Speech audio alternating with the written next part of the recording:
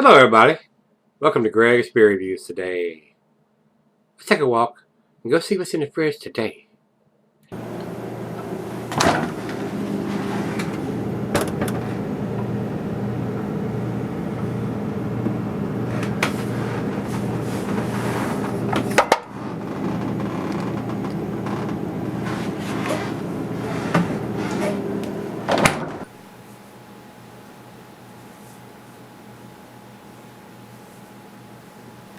Hey everybody, welcome to Greg's Beer Reviews today.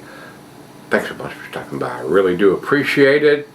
Today's beer comes from Ocelot Brewing Company. These guys are in Virginia. Let's see here, it says Dulles, up around DC. 8.5% ABV. This is their Buddhist Prodigy. And it was canned on 032322, so we need to get this thing down the neck here because it's definitely 3, 4, 5, 6. It's at the end of its shelf life for sure. So this is an double Imperial IPA, being an 8.5%er. I said, I'm pretty sure I did. Yep, 8.5. Over the hunt, and actually. Beer Advocate says it's retired. Imagine that. 60 IBUs according to Untapped. Says, okay, an 8.5% exhalation of a faraway place, Buddhist Prodigy, Paris, Australian Galaxy hops. Very, very tasty. With Pacific Northwest Modern Classic Amarillo. The two combine to form tidal waves of orange, sweet caracara, bright clementine, fresh pressed juice with steady undercurrent of guava. Sounds tasty. We've made some changes to the double IPA's construction since its last appearance some 5.5 years ago. The batch was brewed with grist that is heavy on Pilsner malt supported by English pale malt and complemented with malted oats and the rye wheat hybrid Triticale. I'm not familiar with that, guys.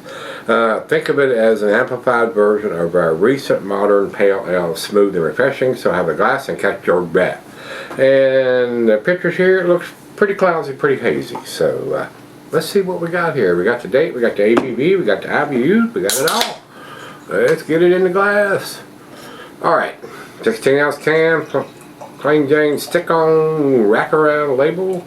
So it's a little on the lighter color being poured. I mean, it almost looks like grapefruit juice, and definitely not orange juice in the glass. So, but it looks pretty cloudy. As y'all can see, I'll spin this can around. I mean, it looks pretty much the same all the way around to you. You get to that black label on the back. So, anyway. Finger and a half, and like I said, it's a lighter color there, guys, and there are a little bit of floaties in there. I see some little specks in here, so definitely unfiltered, nothing that's going to hurt you. Fairly cloudy. I can see some light through the thin part down here, guys. So a nice hazy cloudy, not to the New England style in my opinion. In appearance, I don't know if the nose shall change that opinion, so the nose wiggle. Yeah, definitely grapefruit. Big time grapefruit. Looks like grapefruit juice. It smells like grapefruit juice. Yeah, I mean, I'm getting big time grapefruit. Maybe a hint of some spicy notes from the Galaxy.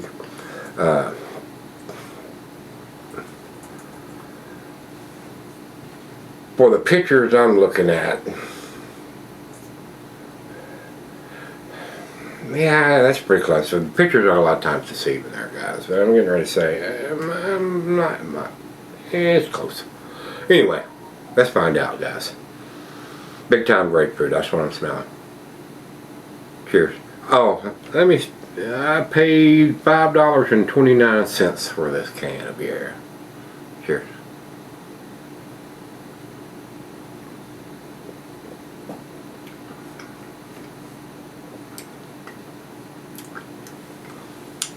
grapefruit, guys.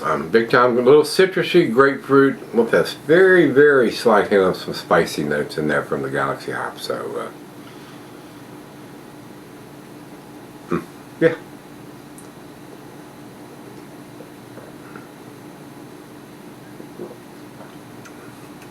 It tastes a little, and of course that may be the grapefruit-esque quality of it too, but it tastes a little more bitter than 60 to me. But that's just me. Of course, grapefruit has a bitter taste. You know, we got some big chunks coming out of there now. Oh yeah. Big, big chunks. I don't know if y'all can see those floating down to the bottom, but they sank like, I mean, I got great big chunks in there. So, we'll definitely have to see how that breaks down in the glass and as we swirl it. But, I mean, it's an unfiltered beer, guys. It's just hops. There's nothing that's going to hurt you. So, let's go sip on it. See if it hurts me. Alright, guys, I'm back. This beer has exceptionally amount of sediment in it. So evidently this one was getting down at the bottom of the bright tank where you're getting closer to all the stuff that has settled down in there. So probably more sediment than any beer that I've had in recent memory. A little over, so it probably was at the end of the canning process for that tank.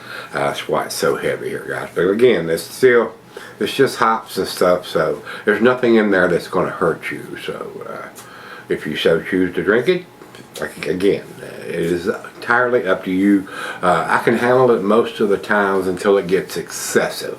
And then once it gets excessive, I start going, yeah, that's a little heavy. But you got to realize, I mean, the beer is going to look a lot different in the glass. The first can that comes off that bright tank as opposed to the last one that comes off that bright tank, because you're getting down at the bottom when it's coming out. So enough of that lesson.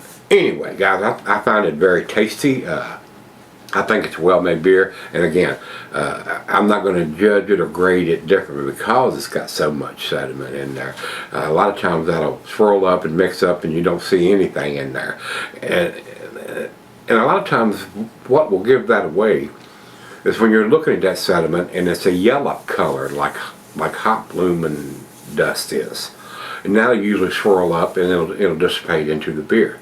But when it starts getting like brown looking, to me you're starting to get into the sediment part of it, and that will not all mix up, and that's what I have here in this glass right here, guys. So not flapping of the gums, final chunk.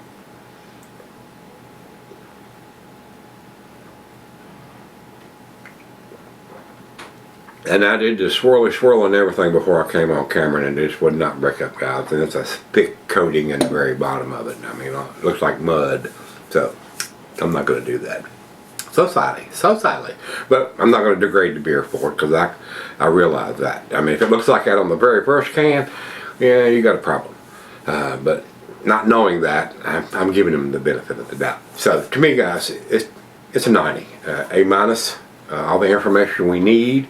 Over to Beer Advocate, they say 91. I'm close. They're a little bit better.